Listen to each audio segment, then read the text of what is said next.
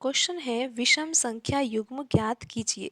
तो आप यहाँ पर देखिए कि जो ऑप्शन दिए हुए हैं इसमें युग्म दिए हुए हैं संख्याओं के। तो हमें ये बताना है कि विषम संख्या युग्म कौन सा है। विषम संख्या युग्म यानी कि यहाँ पर जो ये चार ऑप्शन है ना, इसमें तीन ऑप्शन तो किसी ना किसी गुण के आधार पर समान होंगे, यानी कि उनमें कोई ना कोई समान गुण होगा। लेकिन एक ऑप्शन ऐसा है जो बाकी ऑप्शन से अलग होगा। तो हमें यहाँ पर वही पहचानना है कि यहाँ पर विषम संख्या युग्म कौन सा है जो बाकी ऑप्शन से अलग हो। लेकिन अलग किस आधार पर होगा, कोई ना कोई ऐसा गुणधर्म होगा जो बाकी तीन ऑप्शन में लग रहा होगा, और एक ऑप्शन ऐसा होगा जिसमें वो नियम नहीं लग रहा होगा, और वही जो ऑप्शन है यहाँ पर विषम संख्या युग्म होगा। तो अभी हम देखते हैं कि यहाँ पर किस तरह से ये बाकी तीन ऑप्शन बराबर होंगे, समान होंगे, और एक ऑप्शन यहाँ पर अलग होगा। तो यहाँ पर आप देखिए कि पहला जो ऑप्शन है इसमें दो संख्याएं हैं, 36 है और 6 है।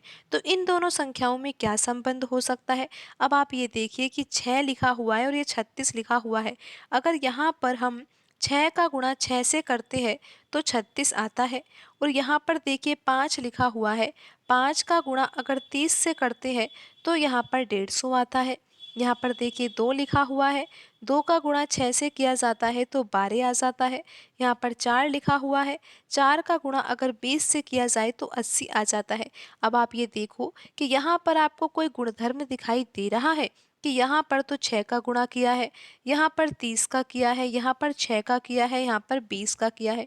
तो यहाँ पर तीन ऑप्शन ऐसे है ही नहीं कि जिसमें हमने समान संख्या से ही गुणा किया हो। तो ऐसा गुणधर्म तो यहाँ पर लग ही नहीं रहा। यहाँ पर हमें किसी और तरीके से प्रश्न हल करना होगा। आप यहाँ पर देखिए कि ये 6 लिखा हुआ है और यहाँ पर लिखा हुआ है 36। तो 6 का वर्ग ही तो 36 होता है। लेकिन जो बाकी ऑप्शन दिए हुए हैं उसमें तो वर्ग संख्या नहीं है। जैसा कि यहाँ पर 5 लिखा हुआ है, तो 5 का वर्ग तो कितना होता है, 25 होता है। लेकिन यहाँ पर लिखा हुआ है 150। ऐसा ही देखिए यहाँ पर 2 लिखा हुआ है, जबकि 2 का वर्ग कितना होता है, 4, और यहाँ पर लिखा हुआ है 12। तो यहाँ पर ये पैटर्न भी नहीं लग रहा है। तो यहाँ पर आप ये देखिए, पर इतना तो समझ में आ रहा है कि 6 का वर्ग 36 है, ये तो ठीक है। लेकिन फिर यहाँ पर देखिए कि जैसा कि 5 लिखा हुआ है और 5 से अगर 150 प्राप्त करना है तो यहाँ पर हम ये तरीका लगा सकते हैं कि 5 का वर्ग कर दे और मल्टीप्लाई हम 6 से कर दे। जैसा कि 5 का वर्ग होता है 25 और 25 में हम 6 का गुणा करेंगे तो यहाँ पर आ जाएगा 150। अब आप ये समझिए कि 2 के द्वारा 12 कैसे प्राप्त किया जा सकता है।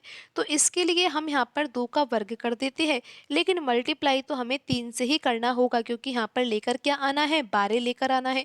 2 का वर्ग होता है 4, 4 में अगर 3 का गुणा करते हैं ना तो 12 आ जाता है। अब यही पैटर्न हम कहाँ पर लगाएंगे, 4 में लगाकर देखते हैं और ये देखते हैं कि 80 आ रहा है या नहीं।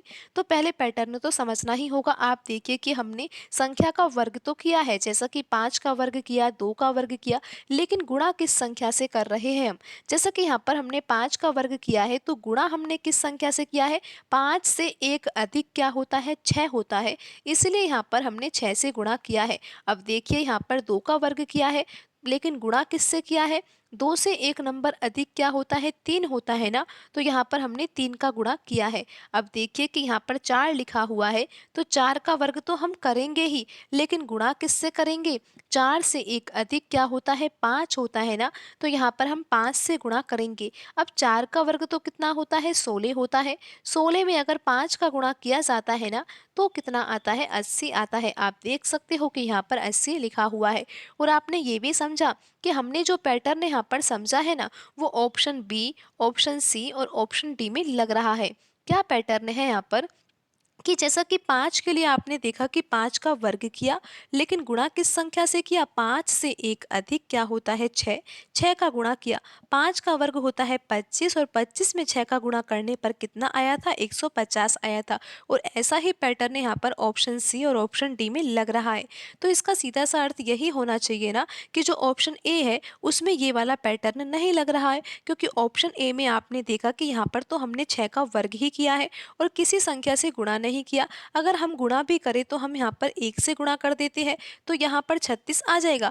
लेकिन यहाँ पर अगर हमने 1 से गुणा किया है, और जबकि यहाँ पर आपने देखा कि जो पैटर्न है उसमें गुणा किससे करना होता है, 6, अगर यहाँ पर हमने 6 का वर्ग किया है तो 6 से 1 अधिक तो 7 होता है। तो यहाँ पर अगर 7 से गुणा किया होता तो ही यही पैटर्न यहाँ पर लगता।